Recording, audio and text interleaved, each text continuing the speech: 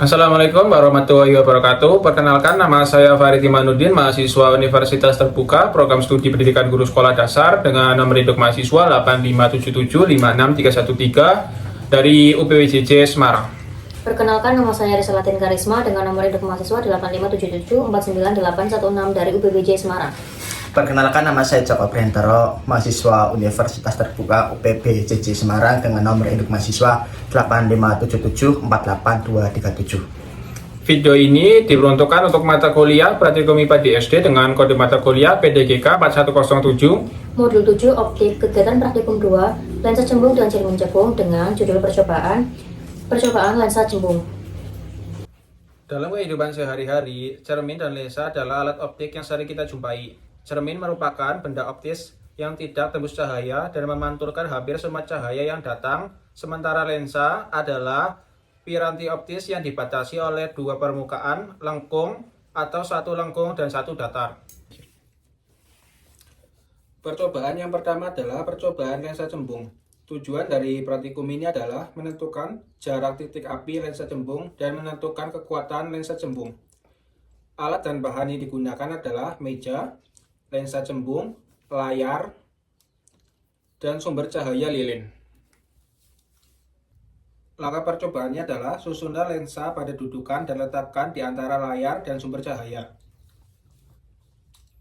Kemudian nyalakanlah sumber cahaya. Aturlah posisi benda dan lensa agar pada layar terbentuk bayangan yang paling tajam.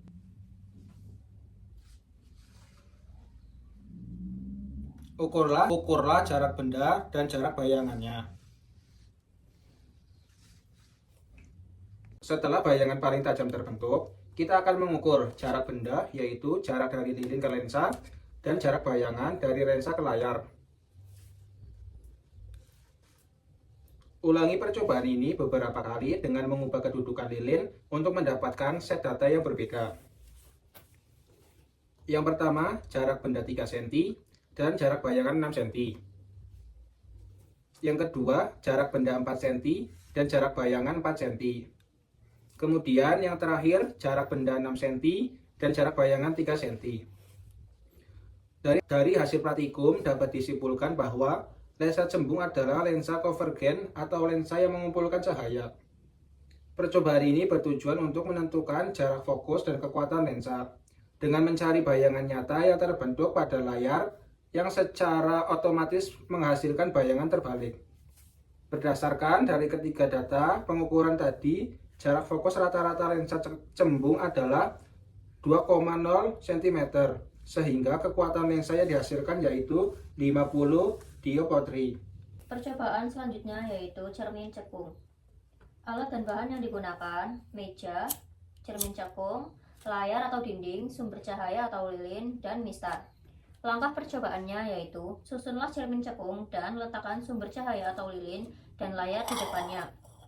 Kemudian nyalakan lilin dan aturlah kedudukan lilin dan layar agar pada layar terbentuk bayangan yang paling tajam. Ukurlah jarak benda yaitu dari lilin ke cermin dan jarak bayangan yaitu dari layar ke cermin. Ulangi percobaan ini beberapa kali dengan mengubah kedudukan benda atau lilin, yaitu 1. Jarak benda 4 cm dan jarak bayangan 6 cm. Yang kedua, jarak benda 4,8 cm dan jarak bayangan 4,8 cm. Yang ketiga, jarak benda 6 cm dan jarak bayangan 4 cm. Kesimpulannya yaitu, cermin cekung adalah cermin konvergen atau cermin yang mengumpulkan cahaya yang dapat memantulkan hampir semua cahaya yang datang. Percobaan ini bertujuan untuk menentukan jarak fokus cermin cekung dengan bayangan nyata yang terbentuk pada layar, yang juga menghasilkan bayangan terbalik. Berdasarkan ketiga data pengukuran tadi, jarak fokus rata-rata cermin cekung adalah 2,4 cm.